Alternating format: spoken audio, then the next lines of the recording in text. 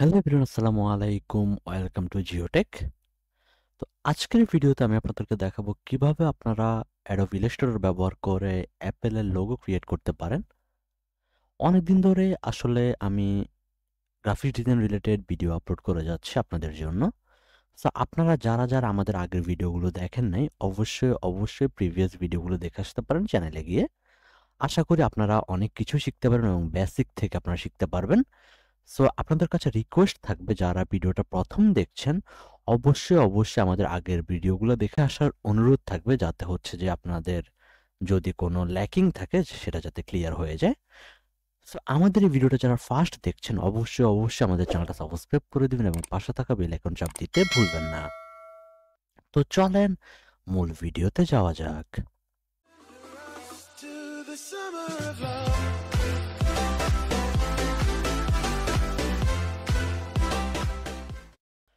তো শুরুতে আমরা হচ্ছে যে অ্যাডোব ইলাস্ট্রেটর যে সফটওয়্যারটা আছে সেটা ওপেন করে নিব।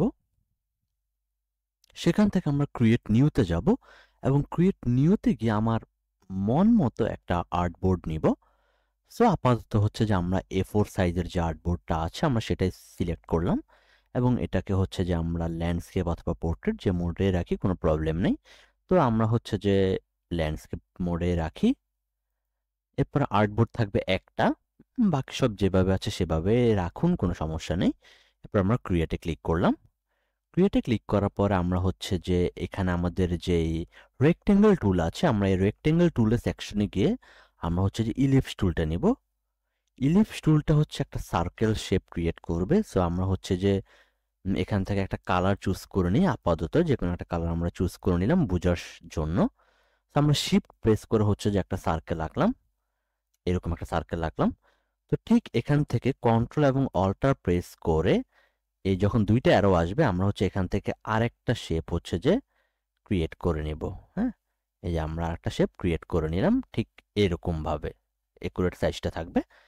এখন হচ্ছে আমরা এই সিলেকশন টুল দিয়ে আমরা হচ্ছে দুইটা শেপকে সিলেক্ট করে নেব। এই যে দেখেন দুইটা শেপ কিন্তু সিলেক্ট হয়ে গিয়েছে। এখান থেকে আমরা হচ্ছে যে পাথ ফাইন্ডারে যাব। যদি আপনার পাথ ফাইন্ডার সেকশনটা এখানে না থাকে তাহলে উইন্ডোতে চলে যাবেন এবং উইন্ডো থেকে পাথ ফাইন্ডার যেই বারটা আছে সেটা ওপেন করে নেবেন। এই যে আমরা পাথফাইন্ডারটা ওপেন করে নিলাম।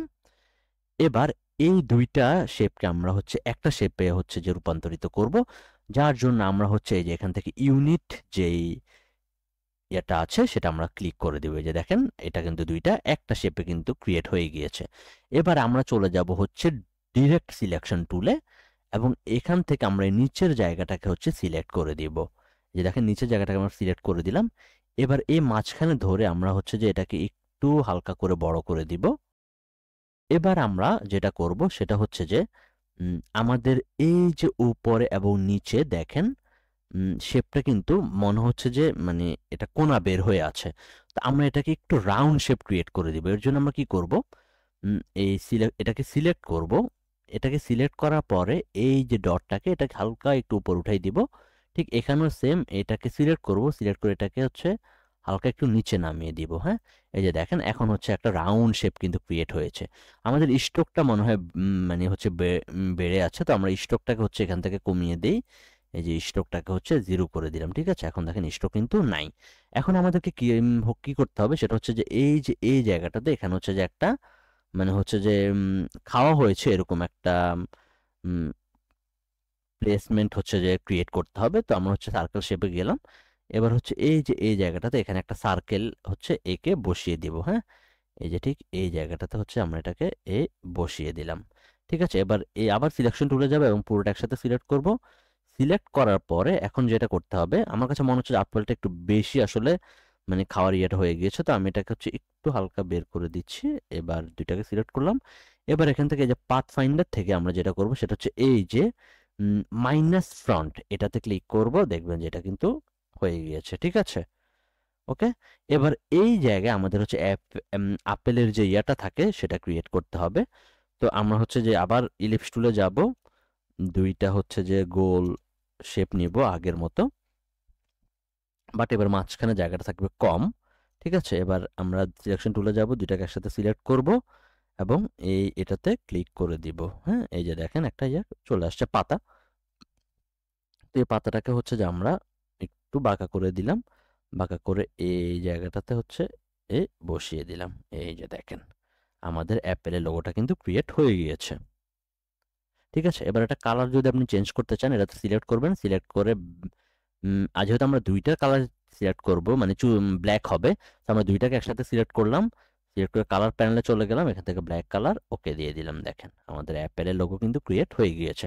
এবার আমরা ফাইলে চলে যাব, ফাইল থেকে চলে যাব এক্সপোর্ট, এক্সপোর্ট থেকে এক্সপোর্ট অ্যাজ, এরপরে পিএনজি ফরম্যাট, এরপর আমরা চাইলে আমাদের একটা নাম ক্রিয়েট করে দিব অ্যাপেল। আমরা যেখানে দিতে চাই সেখানে ক্লিক করে সেভ করে এক্সপোর্টে ইউজ আর্টবোর্ডে দিয়ে এক্সপোর্টে ক্লিক করে দিব। এরপর হচ্ছে এখান থেকে রেজুলেশন থাকবে হাই 300 পিপিআই, ব্যাকগ্রাউন্ড কালার থাকবে হচ্ছে ট্রান্সপারেন্ট, এরপর হচ্ছে আমরা ওকেতে ক্লিক করে দিব। ঠিক আছে, আমাদের ইমেজ কিন্তু সেভ হয়ে গিয়েছে পিএনজি ফরম্যাটে। তো আজকের ভিডিওটা এ পর্যন্ত। ভিডিওটা কেমন লেগেছে অবশ্যই কমেন্ট করে জানাবেন, এবং পরবর্তীতে আসলে কি টপিকের উপর ভিডিও চান সেটা অবশ্যই কমেন্ট করে জানাবেন। আর আমাদের চ্যানেল যদি নতুন হয়ে থাকেন তাহলে আমাদের চ্যানেলটা সাবস্ক্রাইব করে দিবেন এবং পাশে থাকা বেল আইকন চাপ দিতে ভুলবেন না। আর আমাদের এই গ্রাফিক্স ডিজাইন রিলেটেড আগের ভিডিওগুলো যদি আপনারা না দেখে থাকেন তাহলে অবশ্যই ভিডিওর আই বাটনে দেওয়া থাকবে, এগুলো দেখে আসতে পারেন, অথবা ভিডিও ডিসক্রিপশনে প্লেলিস্ট আকারে দেওয়া থাকবে, সেটাও চাইলে আপনারা দেখে আসতে পারেন। তো পরবর্তী ভিডিও পর্যন্ত সবাই ভালো থাকবেন, সুস্থ থাকবেন। আল্লাহ হাফেজ।